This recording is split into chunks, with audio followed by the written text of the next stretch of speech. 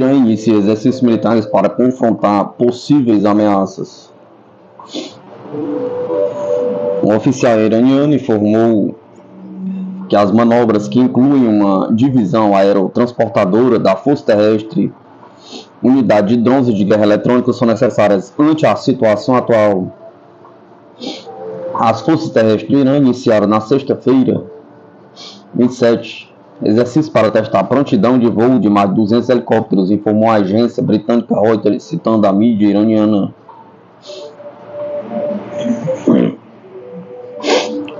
Irã, exercícios militares em terra.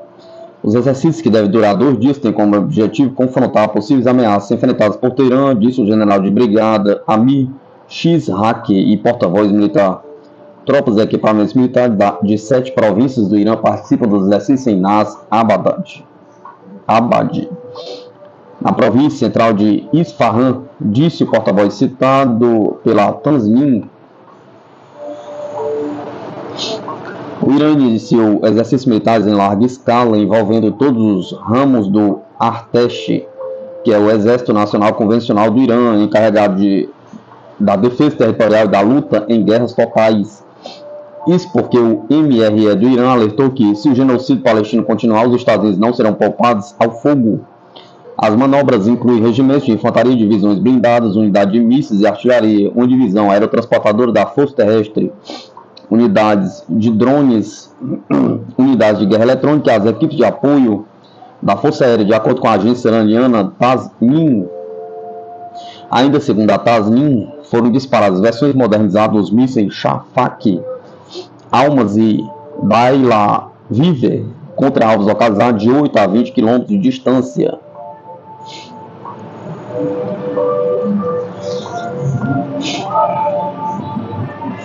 China teria lançado submarinos com mísseis guiados que antes apenas Rússia e Estados Unidos tinham em serviço.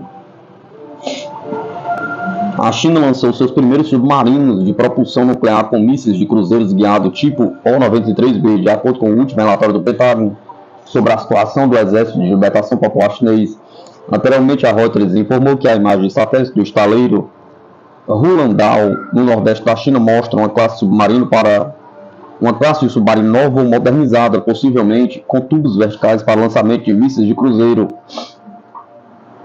O relatório do Pentágono afirma que, a curto prazo, a Marinha Chinesa ganhará a capacidade de lançar ataques de precisão de longo alcance contra alvos terrestres, a partir de submarinos e navios de guerra de superfície com mísseis de cruzeiro baseados em terra, aumentando significativamente as capacidades de projeção do poder da China, segundo o artigo da Reuters. O pesquisador de segurança singapuriano Colin Kaur acredita que os submarinos com mísseis guiados são um novo e importante recurso para a Marinha Chinesa, pois agora a China pode atacar em terra e no mar com mísseis guiados, o que antes era domínio apenas de navios americanos e russos.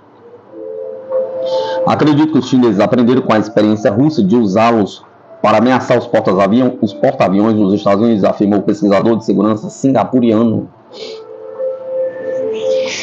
Os submarinos com mísseis guiados podem conduzir ataques a longa distância, ao contrário do submarino de ataque convencional, acrescentou Cole.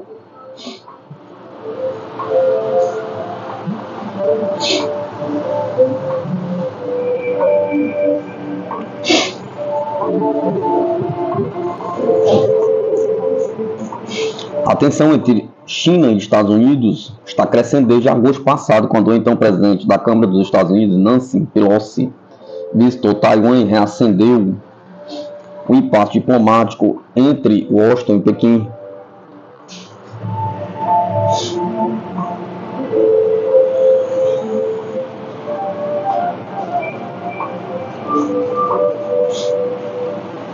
Poder dos Estados Unidos para impedir acordo nuclear entre Brasil e França diminuiu, diz o almirante. Brasil e França realizaram reunião sigilosa para aprofundar acordo sobre o submarino nuclear brasileiro, depois de perder influência na África e ter ficado às margens da aliança AUKUS. A França pode estar precisando tanto desse acordo quanto a Marinha brasileira, acredita o especialista ouvido pela Sputnik Brasil. O Brasil realizou reuniões sigilosas com a França para acelerar o processo de transferência de tecnologia para o submarino nuclear brasileiro. O chefe do Estado-Maior da França, brigadeiro Fabien Mandon, se reuniu com o almirante da esquadra Petrônio Aguiar, em Brasília, 22 de setembro. O brasileiro deve viajar à França em breve para dar prosseguimento às negociações, apurou a Folha de São Paulo. As negociações têm como objetivo ampliar o acordo assinado em 2008, que prevê a construção de 4 submarinos convencionais da classe Scorpene e um submarino de propulsão nuclear. O acordo selado com a França em 2008 diz claramente que deve haver transferência de tecnologia, tanto para a construção de submarinos convencionais quanto para o de propulsão nuclear, disse o almirante Antônio Rui Silva, membro do Grupo de Análise da Conjuntura Internacional da USP. A Sputnik Brasil, o que se espera é que esse novo acordo detalhe aspectos relacionados ao submarino nuclear, já que nos primeiros anos houve um foco maior na construção dos submarinos convencionais. O texto do acordo prevê transferência de tecnologia e assistência técnica em todas as fases da construção dos submarinos, desde sua concepção inicial, passando pela construção até o comissionamento. No entanto, o acordo não inclui a transferência de tecnologia nuclear ao Brasil. Apesar dos avanços da construção do reator nuclear para o submarino, a Marinha Brasileira ainda encontra dificuldades no processo de sua miniaturização e no desenvolvimento de peças e sistemas de acessórios. As questões centrais são o casco, ligas especiais resistentes a vazamento de resíduos nucleares e a questão da miniaturização do reator, disse o professor de História Contemporânea da Universidade Federal do Rio de Janeiro, UFRJ, Francisco Carlos Teixeira. O Brasil já consegue construir qualquer reator nuclear, mas a miniaturização para que ele possa caber em uma nau e funcionar ainda não foi concluída. Os especialistas ouvidos pela Sputnik Brasil estão otimistas quanto às negociações e acreditam que a França tem interesse em aprofundar a parceria para a construção do submarino nuclear Álvaro Alberto. A indústria nuclear francesa será beneficiada pelos pedidos de compra realizados pelo Brasil, uma vez que recentemente perdeu um importante cliente, a Austrália. Em 2011, a Austrália cancelou contratos estimados em 66 bilhões com a França para a construção de seu submarino nuclear, em favor de uma parceria com os Estados Unidos e Reino Unido, formalizada no âmbito da AUKUS. Os franceses se sentiram traídos pelos seus parceiros americanos e ingleses, uma vez que tinham tudo acertado com a Austrália, relatou Rui Silva. Macron ficou enfurecido e deixou isso bem claro publicamente. A negociação de novos contratos com o Brasil poderia compensar os prejuízos econômicos e políticos gerados pelo AUKUS, a indústria nuclear francesa.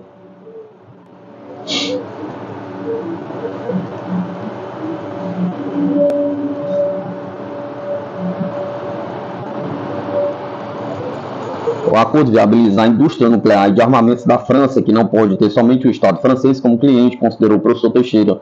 A venda da tecnologia dos submarinos ao estrangeiro viabiliza o próprio complexo industrial militar francês. O almirante Rui Silva concorda e lembra que a França poderá prestar serviço de manutenção e assistência técnica para o Brasil durante toda a vida útil dos submarinos. Os contatos serão mantidos por décadas, gerando uma considerável aproximação entre as marinhas da França e do Brasil, notou o almirante. A França ainda estaria carente de projetos bem-sucedidos de cooperação internacional após uma série de reveses que sofreu na África, onde países que eram tutelados por ela de maneira neocolonial sofreram golpes de Estado, lembrou Teixeira.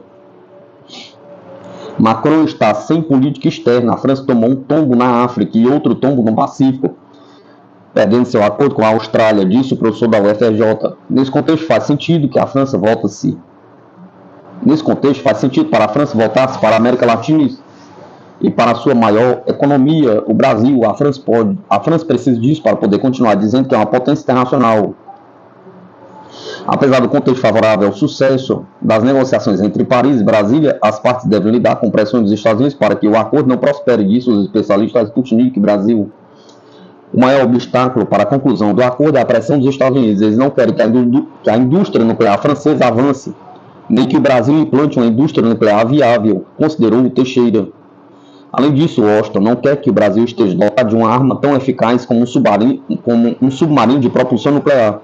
De fato, o submarino nuclear seria um passo importante rumo à implementação da doutrina de negação do uso do Atlântico Sul ao inimigo, previsto na Política de Defesa Nacional Brasileira. Atualmente, o Reino Unido ainda mantém domínio colonial sobre as ilhas do Oceano Atlântico, enquanto a 4ª Frota Naval dos Estados Unidos realiza patrulha nas proximidades da costa brasileira.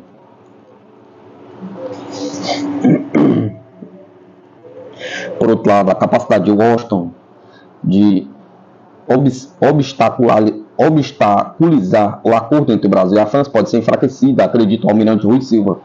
Para ele, o contexto internacional de transição hemogênica, no qual o poder dos Estados Unidos cede em favor de outras potências, garante maior margem de manobra aos países médios. A emergência de novos polos de poder confere mais liberdade de ação para a França e o Brasil. Então, as pressões contrárias a essa aproximação podem diminuir, conclui o especialista. O acordo para a transferência de tecnologia de submarinos convencionais e nuclear entre Brasil e França, assinados em 2008, tem valor estimado em 40 bilhões. 2 dos 4 submarinos convencionais previstos já foram construídos. A expectativa atual da Marinha Brasileira é que o reator nuclear naval fique pronto em 2027 e o submarino nuclear Álvaro Alberto em 2033.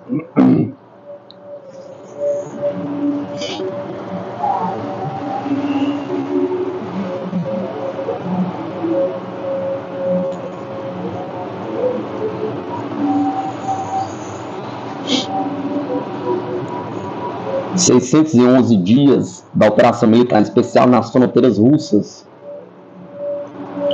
As Forças Armadas da Rússia prosseguem com a operação militar especial na Ucrânia, anunciada pelo presidente russo Vladimir Putin em 24 de fevereiro de 2022. Segundo o chefe de Estado da Rússia, entre os objetivos principais da operação lançada estão a desmilitarização e desnazificação do país vizinho.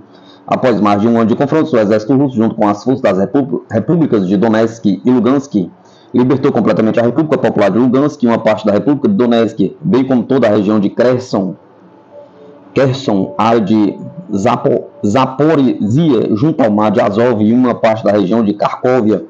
Em 5 de outubro, em resultado de referentes nas regiões, as repúblicas populares de Donetsk e Lugansk e regiões de Kherson e Zaporozhye integraram oficialmente a Federação da Rússia. No dia 20 de maio, o Ministério da Defesa da Rússia confirmou que as forças russas assumiram controle total sobre a cidade de Artyomovsk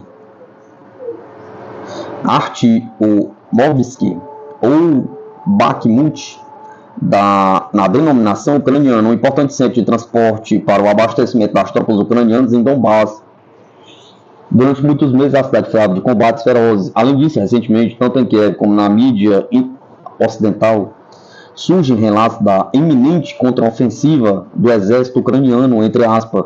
O ministro da Defesa russo, Sergei Shoigu, afirmou em 6 de junho que Kiev lançou uma tentativa de ofensiva em 5 frentes, com concentração de grandes forças, contudo fracassou em todas.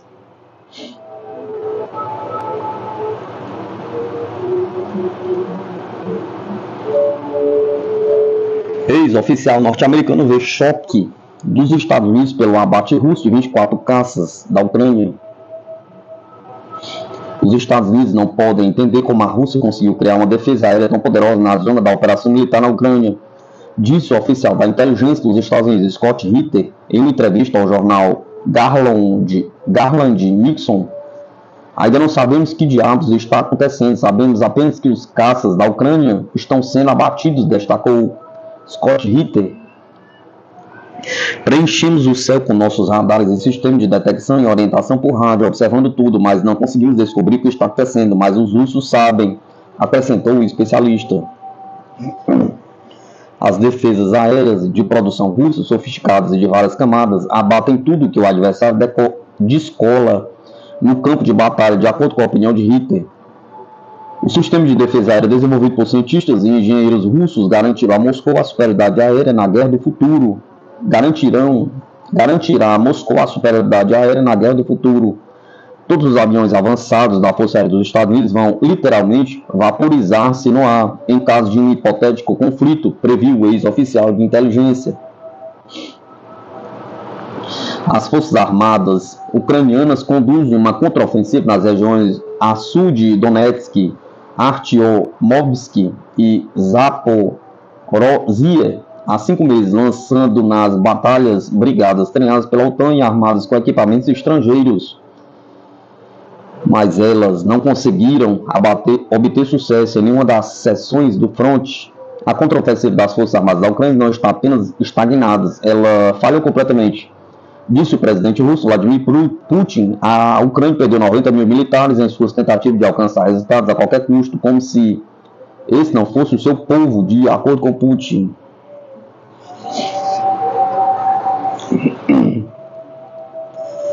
Qual arma russa os Estados Unidos tentam roubar? Pergunta. Os Estados Unidos estão muito atrás da Rússia e da China na produção e implantação de armas hipersônicas. De acordo com a mídia, várias tentativas americanas de roubar dados sobre a tecnologia russa já foram prevenidas. A Sputnik analisou características técnicas e táticas de uma das armas hipersônicas russas mais avançadas. Segundo os inventores do míssil aéreo hipersônico, Kinzhal é capaz de superar todos os sistemas de defesa antiaérea e antimísseis existentes, lançando ogivas nucleares e convencionais a uma distância de até 3.000 quilômetros. De acordo com as instruções do presidente russo Vladimir Putin, os caças MiG-31 armados com o sistema Kinzhal iniciaram patrulhas permanentes na zona neutra do espaço aéreo sobre o Mar Negro.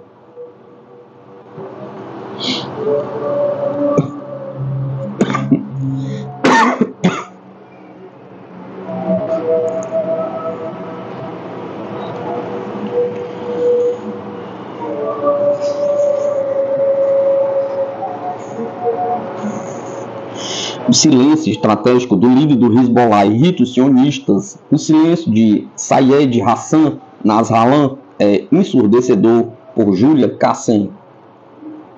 O jornalista freelance já contribuiu para o Rave Wheezy de Detroit. Entre os sons estridentes das sirenes de ataque aéreo e a barragem implacável de foguetes que atinge as casas palestinas densamente povoada faixa de Gaza, apenas o som do silêncio do secretário-geral do Hezbollah, Sayed Hassan Nasrallah, é o mais ensurdecedor desde que o movimento de resistência libanês avisou que se juntaria à guerra no caso de o regime israelense avançar com o seu ambicioso plano de invasão terrestre. Tanto israelenses como americanos foram forçados a sentar-se a considerar diferentes cenários e consequências da aventura imprudente e arriscada. O presidente dos Estados Unidos, John Biden, de acordo com o relatório da Axios, estava particularmente preocupado na sua reunião com Benjamin Netanyahu em Tel Aviv, com a possibilidade de o Hezbollah disse juntar-se à guerra, o que aumentaria as probabilidades de um conflito mais alargado na região da Ásia Ocidental. No meio da retórica de guerra, nos corredores do poder de Tel Aviv e Washington, a pergunta que todos parecem estar a fazer é: como reagiria o movimento de resistência libanês e Hezbollah se a guerra se ampliasse? Pergunta. Os títulos dos mídias ocidentais e sionistas das últimas semanas sublinham a importância do Hezbollah e a forma como o movimento pode prejudicar os cálculos do inimigo sionista em caso da ofensiva terrestre. Onde está Nasrallah? Pergunta. O líder do Hezbollah cala-se entre os ataques a Gaza. Pergunta o mídia Est-Eyer. Nasrallah permanece em silêncio enquanto milhares de pessoas fogem do sul do Líbano, escreveu o israelense Yet News. O silêncio sinistro de Hassan Nasrallah no Líbano, escreveu The Wish News Syndicate. O que estas manchetes revelam é o desespero do regime ocupante para sair da confusão em que se encontra e para ter uma ideia do que o espera no discurso de Sayed Hassan Nasrallah. Os Estados Unidos têm estado Tel Aviv, acontece e adiar a ofensiva terrestre. O regime tem o feito até agora, principalmente devido às suas próprias compulsões e à necessidade de reforços americanos. A resistência palestina, que já está a ganhar vantagem em termos de estratégia, força e poder, demonstrou que a ofensiva terrestre será uma proposta dispendiosa. Impediu que os tão badalados tanques Merkava entrassem sequer nas fronteiras de Gaza, em Khan Yunus e Rafah, destruindo-os. Em 27 de outubro, o líder do Hezbollah anunciou que 41 soldados do grupo que foram martirizados em batalhas contra o inimigo sionista após o 7 de outubro eram mártires no caminho de Al-Quds, dando tom para o que está por vir. A libertação completa de Al-Quds da ocupação sionista. Ao indicar que o objetivo final da batalha atual é a libertação da Palestina, o anúncio abriu uma nova etapa nos objetivos do eixo da resistência com maior convicção e determinação. Embora ainda esteja por fazer um discurso, as ações de Hassan Nasrallah têm falado mais alto do que qualquer discurso, desacralizando a fronteira, provocando a evacuação de mais de 40 colonatos num raio de 5 km da fronteira libanesa. atingindo todos os alvos com 20 ataques de morteiros, mais de 70 lançamentos de AGTM e mais de uma dúzia de Merkavas com tanques. Essas ações falaram mais alto do que as palavras, mas muito mais está ainda por vir. O discurso em torno do envolvimento do Hezbollah na guerra não deixa perceber que todo o armamento do eixo da resistência empregue uma coordenação e estratégia cuidadosas. Em 18 de outubro, Biden advertiu o Hezbollah para não se juntar à guerra, aterrorizando com a ameaça existencial que o Hezbollah representa para o regime, que é, na realidade, uma caixa de pólvora. Esta ameaça existencial, a ocupação também levou Biden a aconselhar os seus aliados em Tel Aviv a não tomar qualquer medida precipitada e imprudente. Embora nas últimas semanas o Hezbollah tenha travado batalhas limitadas contra a entidade sionista a partir do norte, basicamente destinadas a distrair e confundir o inimigo, que é mais fraco do que uma teia de aranha, até agora permitiu que a resistência palestina gerisse a situação geral na linha de frente. O Hezbollah deu um nó na entidade sionista com os fios da sua própria fraca teia no norte, o suficiente para aumentar a confusão e a distração sem criar uma escalada.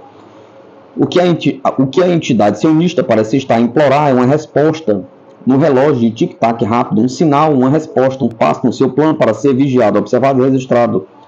A tática da paciência estratégica que o think tank americano The Washington Institute descreveu como um desafio duradouro para a administração Biden decorre do seu conceito de paciência de raiz islâmica, que se aplica tanto na estratégia de luta política como numa luta individual através de provações pessoais. Tendo isto em conta, os falcões de guerra de Washington estão longe de ser bons planeadores. A resistência, com a sua estratégia de paciência, tem a chave. E esta batalha também terminará com a resistência planeja. Julia Kassen, o silêncio estratégico do líder do Hezbollah irrita os sionistas.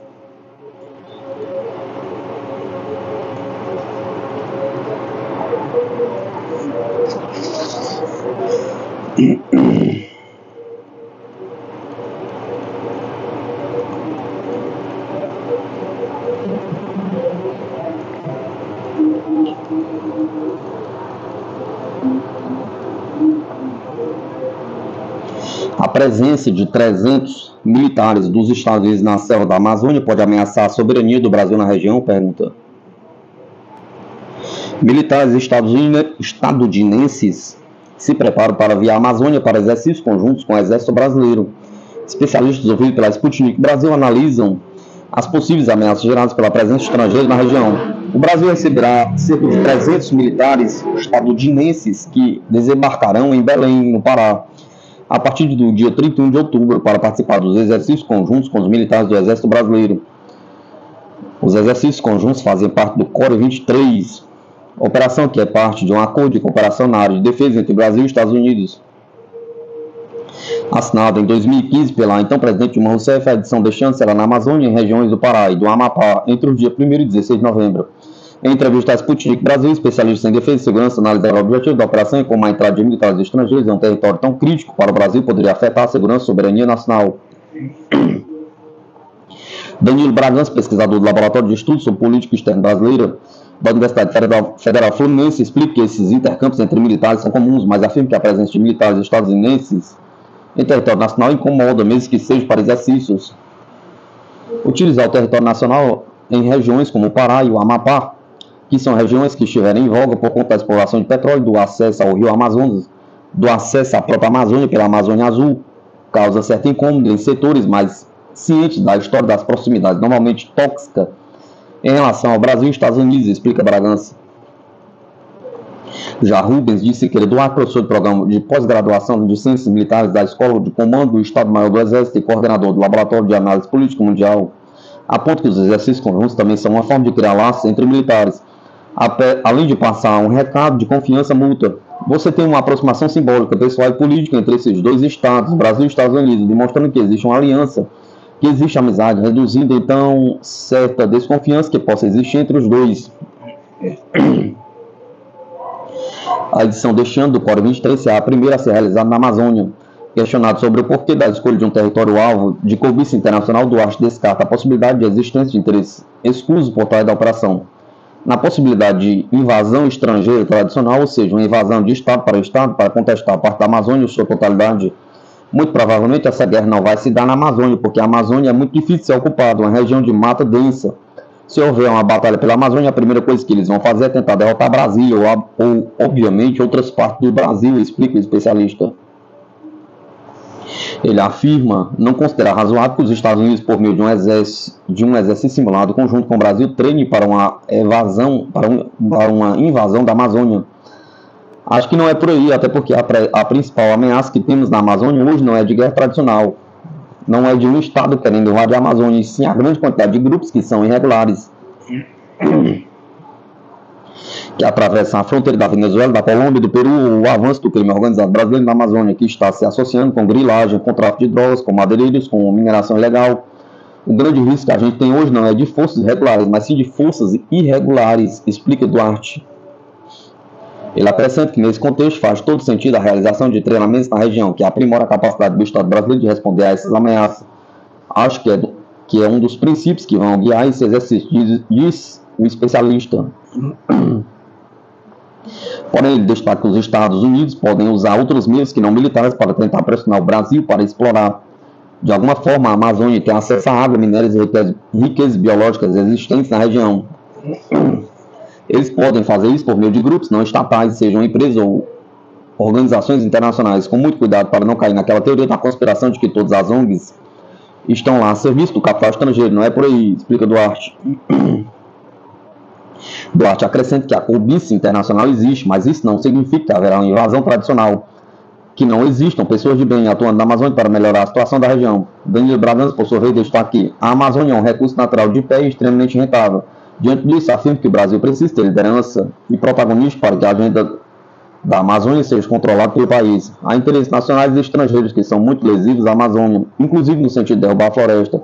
Esse interesse estrangeiro faz parte de uma linha de raciocínio do mundo que tem a ver com o internacionalismo, com a gestão de recursos de maneira compartilhada, com a governança global, regional. E o Brasil precisa ter a liderança, porque a maior parte do território da Amazônia está sobre o nosso território, argumento Bragança. Ele afirma que para garantir a soberania sobre a Amazônia, primeiro o Brasil precisa assegurar que continuará de pé. É a partir daí que a gente vai começar a administrar a Amazônia de maneira correta, gerindo a agenda e administrando recursos de maneira racional e sustentável, explica o especialista. Bragança concorda que a preservação é de extrema importância, destaca que a soberania do Brasil deve vir acompanhada de responsabilidade. Não adianta nada o Brasil bater no peito e dizer que a Amazônia é brasileira, mas ter políticas absolutamente responsáveis para a região, inclusive na questão ambiental pelo lado climático. Porque é óbvio, a questão das mudanças climáticas já provou que será um dos grandes temas deste século. Então não adianta uma postura ultra soberanista, porque o problema é global, as mudanças climáticas afetam o mundo inteiro. Para o coronel da Reserva do Exército Brasileiro, Marco Antônio de Freitas Coutinho, o objetivo do exercício conjunto como o Core 23 é a interoperabilidade, ou seja, realizar trocas de experiências relativas a técnicas e procedimentos que ajudem a desenvolver nossas capacidades operativas. Ele destaca que o Brasil é signatário do Tratado Interamericano de Assistência Recíproca, que visa a defesa mútua e ressalta que o Exército Brasileiro realiza anualmente exercícios combinados regulares com outros países. A Argentina com a Operação Arandu, o Paraguai com a Operação Paraná, a França com a Operação Fir de Lance e diversas atividades conjuntas na nossa faixa de fronteira com a Guiana Francesa, que também é na Amazônia, e é um departamento da França, ou seja, um país integrante da OTAN. Realizamos a Operação Viking com a Suécia, que está fora do contexto americano, mas é o principal exercício de operações de paz do mundo. Em 2022 foi no Brasil, e o Core com os Estados Unidos, que é realizado um ano no Brasil, e no ano seguinte nos Estados Unidos. Coutinho destaca que o relevante nesse exercício não é o lugar onde são realizados.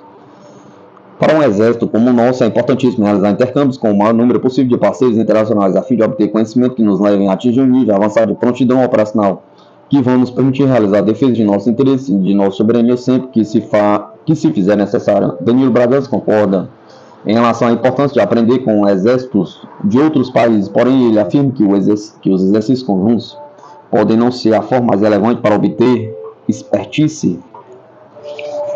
O que há aí, na verdade, com esses exercícios é que eles contribuem com a expertise que de alguma maneira poderia ser alcançada de outra forma. Essa expertise é uma expertise de prática. Isso quer dizer que você aprende a fazer com alguém, mas como você não tem o mesmo recurso, o mesmo maquinário, aprender desse jeito pode não surtir o efeito desejado. Participei de alguns exercícios militares e parece muito mais demonstração, exibição do que necessariamente alguma coisa vital para o Exército Brasileiro. O que é vital para o Exército Brasileiro é despolitizar, explica Bragança.